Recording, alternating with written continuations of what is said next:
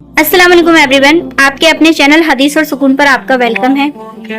अल्लाह ताला ने जब इंसान को बनाया तो उसके सुकून का रास्ता भी खुद तय फरमाया। कुरान पाक में अल्लाह इरशाद फरमाता है, और नमाज और सब्र के जरिए अल्लाह से मदद चाहो। हम सब अपनी जिंदगियों में बहुत परेशान हैं। कोई माल की वजह से परेशान है, कोई औलाद की वजह से, तो कोई बीमारियों से लड़ रहा है। लेकिन कभी हम अकेले में बैठकर खुद से ये सवाल करते हैं क्या कि जिस सुकून को हम पूरी दुनिया में ढूंढ रहे हैं, क्या उसे पाने के लिए हम उस चौखट पर जा रहे हैं जहां सुकून बंट रहा है? आज हम बहुत सादगी से नबी पाक सल्लल्लाहु अलैहि वसल्लम की हदीस की रोशनी में समझेंगे कि आखिर क्यों नमाज हमारी हर परेशानी का इकलौता और मुकम्मल हल है।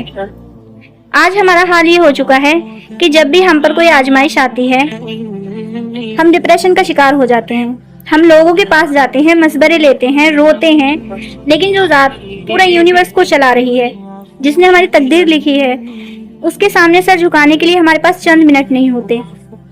दिन में 5 मरतबा हमें पुकारा जाता है, हैया अलैस्सलाह, हैया अलैस्सलाह, हैया अलल फलाह, हैया अलल फलाह, यानी आओ नमाज की तरफ, आओ कामयाबी की तरफ।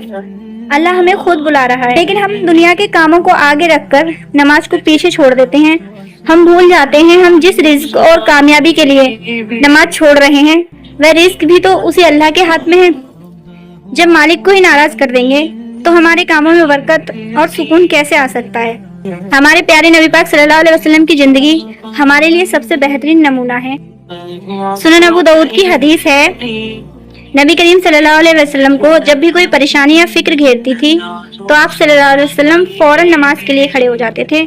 सुभान अल्लाह, अल्लाह के महबूब नबी पाक सल्लल्लाहु अलैहि वसल्लम जो दोनों जहान के सरदार हैं, जो अल्लाह के हबीब हैं, अल्लाह के प्यारे हैं, जब आप सल्लल्लाहु अलैहि वसल्लम परेशान होते तो आप मुसल्ले पर आ जाते।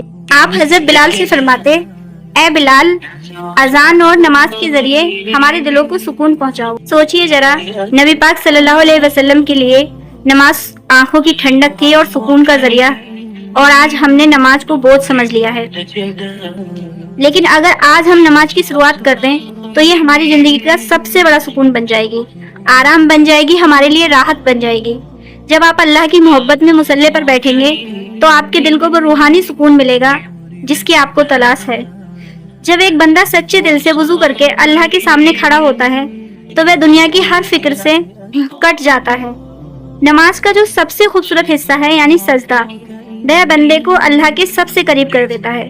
हदीस में आता है कि बंदा अपने रब के सबसे करीब सजदे की हालत में होता है। जब आप सजदे में जाते हैं तो आप अल्लाह को अपनी सारी परेशानी, अपनी सारी फिक्र और अपनी सारी टेंशन, सारे दुख अपने रब के सामने रख दीजिए।